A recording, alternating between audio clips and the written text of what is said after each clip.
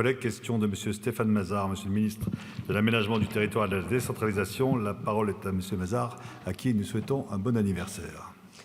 Merci, Monsieur le Président. Madame la Ministre, la dotation globale de fonctionnement, plus communément appelée DGF, constitue un levier essentiel de solidarité financière entre l'État et les collectivités territoriales, communes, intercommunalités, départements et régions. Ce principe de solidarité repose néanmoins sur des critères d'éligibilité stricts.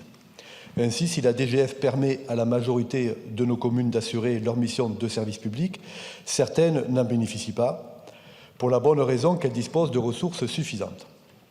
Pour celles qui y sont éligibles, sa répartition suscite, année après année, de nombreuses interrogations et contestations.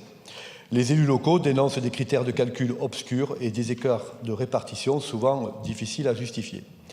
Mon département de l'Aveyron illustre bien cette situation. Certains maires, comme celui d'Onet-le-Château, deuxième commune de l'agglomération ruthénoise, dénoncent régulièrement des dotations qu'ils estiment injustement faibles.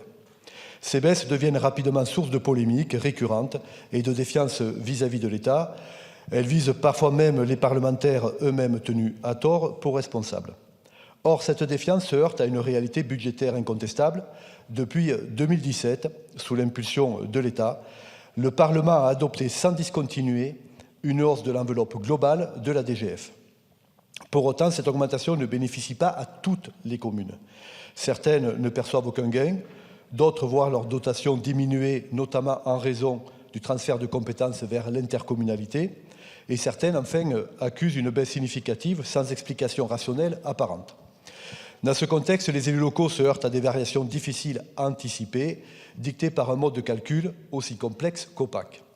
Depuis sa création en 1979 et malgré plusieurs ajustements, la DGF demeure un dispositif technique, peu lisible et souvent perçu comme inéquitable. Ce constat est largement partagé, toutes sensibilités politiques confondues.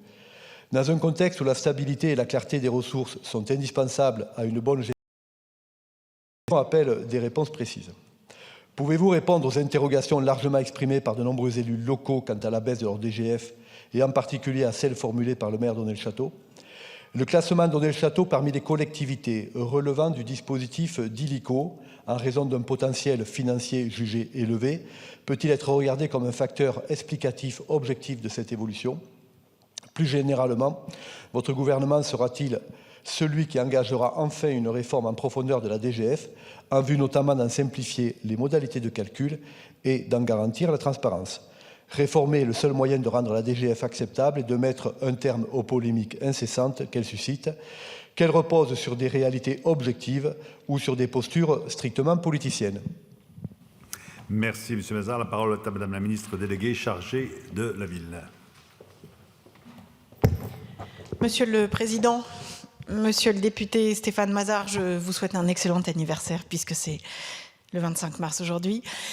Vous soulevez la question de la situation de la dotation globale de fonctionnement de la commune d'Onet-le-Château et plus globalement de la question de la réforme de la DGF. Tout d'abord, vous le savez, depuis 2019, sous la présidence d'Emmanuel Macron, l'enveloppe globale de la DGF s'est stabilisée et elle a même augmenté ces 2 dernières années. Sur Onet-le-Château, quelques éléments. D'abord, la DGF totale de la commune s'élève en 2024 à 269 921 €, soit une hausse de 2,1% par rapport à l'année précédente. Et par le passé, la DGF totale de la commune s'est contractée, il est vrai. D'abord parce que la commune a contribué, comme toutes les collectivités locales, au redressement des finances publiques entre 2013 et 2017, avec notamment une diminution de la DGF pour toutes les communes de 4,2 milliards d'euros sur la même période.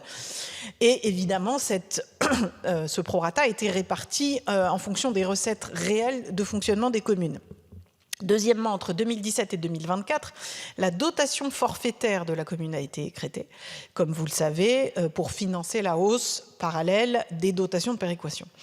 Le faible niveau de la dotation forfaitaire de Onet-le-Château, donc 8,6 € par habitant contre 92,2 € en moyenne, s'explique aussi pour d'autres raisons. D'abord, la commune bénéficie d'un potentiel fiscal par habitant qui est significativement plus élevé que la moyenne nationale, 1 358 € contre 1 035 €. D'autre part, Honnête-le-Château présente une proportion de logements sociaux et de bénéficiaires des aides au logement assez faible, en fait, par rapport à la moyenne des communes, notamment celles qui bénéficient de la dotation de solidarité urbaine de plus de 10 000 habitants. Donc la relative faiblesse de la DGF de la commune s'explique par des ressources et des charges moins défavorables que pour d'autres communes comparables, et elle résulte aussi d'une dotation forfaitaire historiquement faible en raison des inégalités anciennes. Ces éléments un peu complexes ont pu être partagés et objectivés dans les échanges que nous avons eus avec la préfète en lien avec les équipes de la DGCL, qui sont d'ailleurs en ce moment même mobilisées pour fiabiliser et sécuriser l'attribution de la DGF pour 2025, et aussi communiquer auprès des préfectures et des élus des éléments pédagogiques pour répondre aux questions sur des fluctuations éventuelles. Enfin, je tiens, monsieur le député, et je retiens, monsieur le député, votre soutien à une évolution globale de la DGF que je souhaite comme vous. Mais il faut qu'elle soit plus lisible, c'est vrai. Il faut que la DGF soit aussi plus prévisible pour les élus locaux, plus juste. À cet égard, la loi de finances pour 2025 apporte déjà des clarifications, mais le dialogue doit se poursuivre, en effet, et en particulier avec le comité des finances locales. Je vous remercie. Merci Madame la Ministre. Monsieur Mazard. Oui, merci Madame la Ministre, d'abord d'avoir répondu assez précisément donc, aux interrogations légitimes du maire d'Honnête-le-Château. Et puis également pour vos propos concernant une réforme plus générale de la DGF pour y apporter plus effectivement de transparence, ce dont les élus ont bien besoin. Merci. Merci.